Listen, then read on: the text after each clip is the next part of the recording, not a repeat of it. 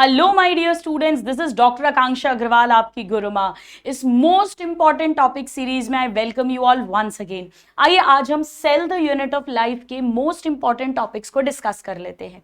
Students, cell the unit of life एक बहुत important chapter है। पिछले कुछ सालों से लगातार कंसिस्टेंटली यहाँ से 4 से 5 क्वेश्चंस, 3 से 4 क्वेश्चंस तो बनते ही हैं, यानी ये बहुत इंपॉर्टेंट है। वैसे तो पूरा चैप्टर इंपॉर्टेंट है, बट वो सबसे कॉमन एरियाज जहां से क्वेश्चन आने की संभावना है वो कौन से होते हैं, आइए हम देखते हैं। So let's talk about cell the unit of life. 1 second, आइए हम समझते हैं। स्टूडेंट, यहां पे सबसे पहले ऑफकोर्स सेल थ्योरी की बात कही गई है। श्लीडन, श्वान, 1938, 39, वो सब आप ऑलरेडी जानते हो।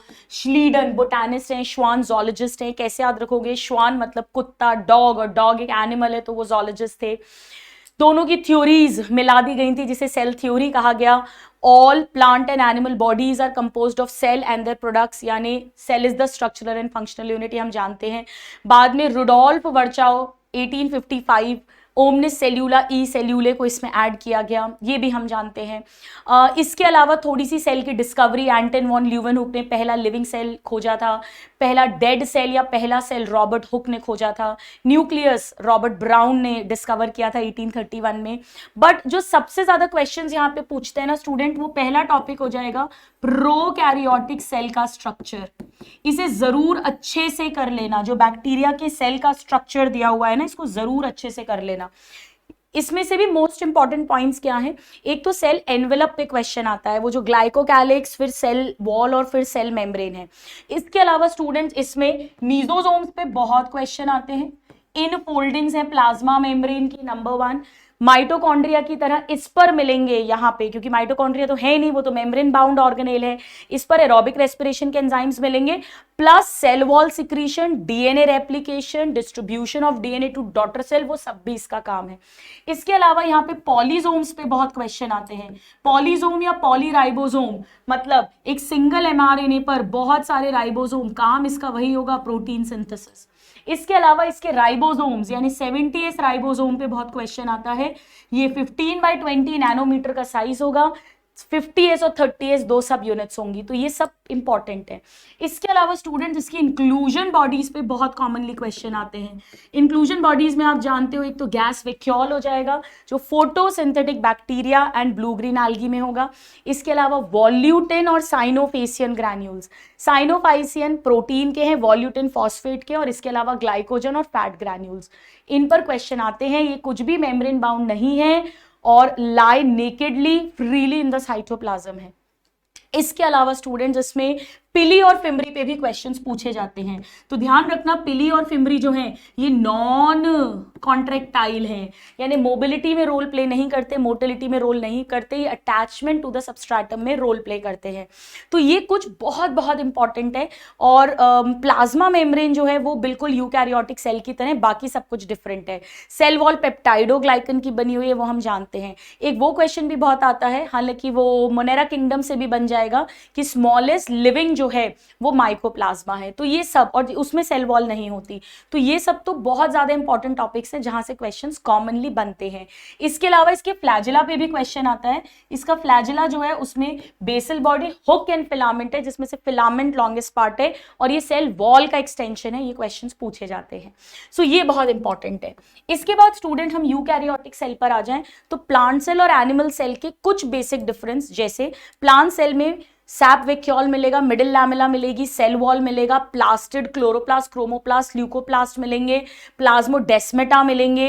ये सारे स्ट्रक्चर्स एनिमल सेल में नहीं मिलेंगे। फिर एनिमल सेल बोलता है कि भाई तेरे पास ये है, वो है, वो है, ये है, मेरे पास मां नहीं, सेंट्रियोल है। तो प्लांट से एनिमल सेल में सेंट्रोजोम जो 2 सेंट्रियोल्स का बना है, उस पर क्वेश्चन पूछा जाता है। ये मोस्ट इंपॉर्टेंट तो नहीं कहूंगी, बट हाँ वैसे तो सभी कुछ इंपॉर्टेंट है। अब नेक्स्ट मोस्ट इंपॉर्टेंट की अगर मैं बात करूं, तो यहां पर सबसे पहले जो प्लाज्मा मेम्ब्रेन है उसका ट्रांसपोर्ट, तो हम ऑलरेडी ट्रांसपोर्ट इन प्लांट्स में पढ़ते हैं, एक्टिव पैसिव, उसमें मूवमेंट को बड़ा अच्छे से समझ के याद कर लेना। बाकी तो हमें पता ही है कि फॉस्फोलिपिड की बाइलेयर होगी, इंट्रिंसिक एक्सट्रिंसिक प्रोटीन होंगे, थोड़े बहुत ग्लाइकोलिपिड ग्लाइकोप्रोटीन होगा, टेल्स के बीच बीच में कोलेस्ट्रॉल होंगे। मूवमेंट्स इंपॉर्टेंट है। मूवमेंट फ्लूइडिटी में याद रखना, प्रोटीन्स भी मूव करते हैं और लिपिड्स भी मूव करते हैं जो फॉस्फोलिपिड्स हैं, पर प्रोटीन केवल हल्का हल्का साइड में हिलते हैं, लेटरल मूवमेंट, पर लिपिड्स जो है ये लेटरली तो मूव करते ही हैं, प्लस एक का दूसरा दूसरे का पहला, ऐसे फ्लिप फ्लॉप, यानी लेयर भी चेंज कर लेते हैं, फ्लिप फ्लॉप। इस पे PYQ भी आया हुआ है, तो ये हमें जरूर अच्छे से आना चाहिए। नाउ इसके बाद अगर हम ऑर्गेनेल्स पर आ जाएं तो एंडोमेम्ब्रेन सिस्टम आपको आना चाहिए कि एंडोमेम्ब्रेन सिस्टम जो है इसमें ER, Golgi body, lysosome and vacuoles आते हैं। इसमें माइटोकॉन्ड्रिया, प्लास्टिड, पेरोक्सिसोम और कुछ भी नहीं आएगा, बिकॉज उनके फंक्शंस कोऑर्डिनेटेड नहीं है। ER में आपको पता ही है RER, SER, RER का प्रोटीन सिंथेसिस सिक्रीशन और SER का lipid and steroid synthesis secretion. Golgi body को याद रख लेना, PPT यानी packaging, processing and transport. Processing में इसमें ध्यान रखना, ग्लाइकोलिपिड एंड ग्लाइकोप्रोटीन केवल यहीं बनते हैं। लाइसोसोम्स आपको पता है suicide bag of the cell है, आत्मघाती थैली। इसमें एसिड हाइड्रोलेजेस मिलेंगे, एसिड हाइड्रोलेजेस, और ये गोल्जी बॉडी से बने हैं, ये भी अपन जानते हैं। अभी नीट में ये क्वेश्चन आया हुआ है PYQ में कि ये पॉलीमॉर्फिक है, जबकि NCERT में क्लियरली ये बात नहीं दी, यानी एक ही समय पर प्राइमरी, सेकेंडरी, टर्शरी अलग अलग लाइसोसोम्स मिलेंगे। वैक्यूल टर्जिडिटी देता है, वो तो हम ऑलरेडी जानते हैं। वैक्यूल की मेम्ब्रेन जरूर याद रखना, जो टोनोप्लास्ट है वो आनी चाहिए हमें। अब इसके बाद हम आ जाते हैं माइटोकॉन्ड्रिया पे। स्टूडेंट्स, माइटोकॉन्ड्रिया और क्लोरोप्लास्ट इंपॉर्टेंट है। माइटोकॉन्ड्रिया में आप जानते हो outer membrane, inner membrane, peri mitochondrial space, matrix, matrix के अंदर DNA, 70S ribosomes, Krebs cycle, link reaction सब मैट्रिक्स में होगा। इनर माइटोकॉन्ड्रियल मेम्ब्रेन जो है उस पर इलेक्ट्रॉन ट्रांसपोर्ट सिस्टम होगा। सारे क्रेब्स साइकिल के एंजाइम्स मैट्रिक्स में except SDH inner mitochondrial membrane पर है, जो कॉम्प्लेक्स 2 होता है। ये सब हम ऑलरेडी बहुत डिटेल में रेस्पिरेशन इन प्लांट्स में भी पढ़ते हैं, तो कोई बहुत बड़ी तोप बातें नहीं, आपको सब याद है। क्लोरोप्लास्ट में जरूर वही same outer inner membrane, stroma, thylakoid, stroma में DNA, ribosome, 70S, starch granule, oil, lipids. Dark reaction stroma में होगी, लाइट रिएक्शन थाइलाकॉइड और स्ट्रोमल लैमेली में होगी, ये सब हम पढ़ते हैं। मुझे जो आपको याद कराना है वो इनके डायमेंशंस हैं। ये 1 से 4.1 माइक्रोन लेंथ है और ये 5 से 10। कैसे याद रखोगे, देखो 1 से 4, 5 से 10, ऐसा याद रख लेना। 1 से 4 हो गया और ये 5 से 10 हो गया।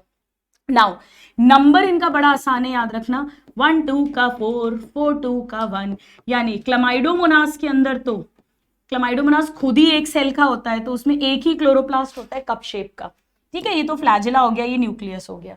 और 2 4 इसको मैं बना दूंगी 20 40, तो जो मीजोफिल सेल है, एक एक सेल लीफ का, एक एक सेल में 20 से 40 है, ये आना चाहिए। माइटोकॉन्ड्रिया का नंबर जो है वो वेरी करेगा अकॉर्डिंग टू फिजियोलॉजिकल एक्टिविटी, और माइटोकॉन्ड्रिया का शेप भी डिफरेंट होते हैं, क्लोरोप्लास्ट भी अलग अलग शेप के होते हैं। अब इसके बाद जो हमें आना चाहिए वो हमें आना चाहिए राइबोसोम्स। राइबोसोम्स में स्टूडेंट मेन चीज हमें वही याद रखनी है, 70S 80S कहाँ मिलते हैं, और इनकी सब यूनिट जरूर याद रख लेना, ये इंपॉर्टेंट है, ठीक है ना, ये आना चाहिए। चलो अब सेंट्रोसोम हम जानते हैं, एक सेंट्रोसोम में 2 सेंट्रियोल्स होंगे, सिलेंड्रिकल स्ट्रक्चर 90 डिग्री पर, और ये पेरीसेंट्रियोलर मटेरियल होगा। सेंट्रियोल हमें पता होना चाहिए, सेंट्रियोल 9 + 0। अब यहाँ 9 क्या है और 0 क्या है? 9 माइक्रोट्यूब्यूल के ट्रिपलेट्स हैं जो साइड में है पेरिफेरल, और सेंटर में कोई भी माइक्रोट्यूब्यूल नहीं है, पाइप नहीं है, केवल प्रोटीन का हब है। 9 रेडियल स्पोक्स हैं। नाउ इसके बाद हम आ जाते हैं स्टूडेंट्स सीलिया एंड फ्लैजेला। तो सीलिया एंड फ्लैजेला जो है, इसमें एक तो बेसल बॉडी होगी, बेसल बॉडी एक सेंट्रियोल ही होता है, सेंट्रियोल बेसल बॉडी और स्पिंडल बना रहा है। सीलिया फ्लैजेला में 9 + 2 पढ़ते हैं, तो यहाँ पे भी 9 पेरिफेरल हैं, पर ये डबलेट्स हैं, ये ध्यान रखना, और 2 सिंगलेट्स हैं। फिर वो सेंट्रल शीथ है और 9 रेडियल स्पोक्स हैं और चारों तरफ प्लाज्मा मेम्ब्रेन है, वो सब घिसी पिटी कहानी होगी। यहाँ ध्यान रखना, सीलिया छोटे होते हैं, नाव के चप्पू जैसे चलते हैं, और ना सिर्फ सेल का मूवमेंट, सराउंडिंग फ्लूइड का मूवमेंट भी कराते हैं, जबकि फ्लैजिला केवल सेल का मूवमेंट कराएगा। यूकैरियोटिक फ्लैजिला सीलिया टिब्यूलिन का बना है, प्रोकैरियोटिक फ्लैजिलिन का बना है। और स्ट्रक्चरली भी दोनों काफी डिफरेंट होंगे, लेंथ वेंथ सब कुछ, लेंथ थिकनेस सब कुछ यूकैरियोटिक में ज्यादा होगी, राइट। इसके अलावा स्टूडेंट्स हमें माइक्रो बॉडीज का हल्का सा आइडिया होना चाहिए। माइक्रो बॉडीज बहुत सारी हैं, पेड़ जानवर दोनों में हैं।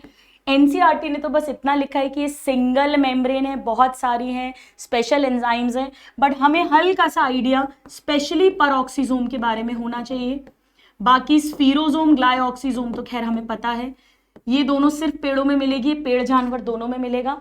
परऑक्सीजोम फोटो रेस्पिरेशन C2 या ग्लाइकोलेट साइकिल में रोल प्ले करता है, ये इंपॉर्टेंट है क्योंकि फोटोसिंथेसिस चैप्टर में आता है। इसके बाद हम इन सबके डायरेक्टर यानी हमारे न्यूक्लियस पर आ जाते हैं। न्यूक्लियस 1831 में डिस्कवर हुआ था और इसके अंदर जो कलर्ड मटेरियल है वो क्रोमैटिन है, वो फ्लेमिंग ने नाम दिया था। न्यूक्लियस के अंदर हम जानते हैं न्यूक्लियर एनवेलप है जो डबल मेम्ब्रेन है, बीच में पेरी न्यूक्लियर स्पेस है, बीच बीच में छेद है, इनके फ्यूजन से बने हैं, इनके थ्रू आरएनए प्रोटीन दोनों तरफ जाते हैं, वो हम जानते हैं। न्यूक्लियर मैट्रिक्स है जिसमें क्रोमैटिन का जाल है। तो क्रोमैटिन इंपॉर्टेंट है स्टूडेंट, वो वैसे भी हमें आना ही चाहिए बिकॉज वो मॉलिक्यूलर बेसिस में भी काम आता है। डीएनए, थोड़ा सा आरएनए, हिस्टोन प्रोटीन एंड थोड़े non histone protein, nucleo protein, RNA, DNA, histone, non histone protein का बना है। इसके बाद इसमें न्यूक्लियोलस इंपॉर्टेंट है, न्यूक्लियोलस ये इंपॉर्टेंट है स्टूडेंट्स। न्यूक्लियोलस जो है इसमें मेम्ब्रेन नहीं है, ये नॉन मेम्ब्रेनस है, इसीलिए ये न्यूक्लियोप्लाज्म के साथ कंटिन्यूअस है और इसमें आरएनए बनता है, ये एक्टिव आरएनए का सिंथेसिस होगा और इसीलिए इसे राइबोसोमल फैक्ट्री बोलते हैं। तो जिस सेल को प्रोटीन सिंथेसिस करना है उसमें मोर नंबर ऑफ राइबोसोम्स बनने हैं, तो उसमें लार्जर एंड मोर नंबर में न्यूक्लियोलाई होते हैं, क्वेश्चन पूछता है। इसके बाद स्टूडेंट्स क्रोमोसोम का स्ट्रक्चर हमें आना चाहिए। क्रोमोसोम के स्ट्रक्चर में स्पेशली जो प्राइमरी कंस्ट्रिक्शन है यानी सेंट्रोमियर वो क्लियर होना चाहिए। सेंट्रोमियर पर स्पिंडल नहीं जुड़ता, सेंट्रोमियर पर जो दो प्रोटीन की डिस्क है काइनेटोकोर वहां अटैच होता है, इस बात को ध्यान रखना, इस पे PYQ आया हुआ है।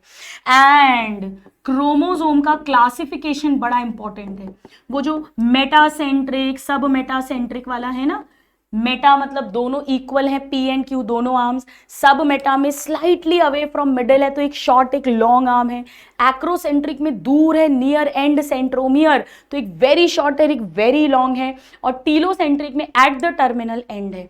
इस पर बहुत क्वेश्चन आता है students, this is very very important, हर साल ऑलमोस्ट ऑल्टरनेट ईयर क्वेश्चन आ ही जाता है इस पे। सो ये पूरे मोस्ट इंपॉर्टेंट टॉपिक्स हैं cell the unit of life के, राइट। आई होप आपको इससे हेल्प मिलेगी एंड आप जल्दी ही अपने सपने के करीब पहुंच जाएंगे, बहुत जल्दी माय डियर स्टूडेंट्स, इस एप्रिन और स्टेथोस्कोप के साथ। तो इतना तो बस पढ़ ही जाना जितना मैंने अभी अभी बोला है, यहां से पक्का आपके क्वेश्चन सॉल्व हो जाएंगे। मिलते हैं अगले MIT में, till then a very happy learning and God bless you all.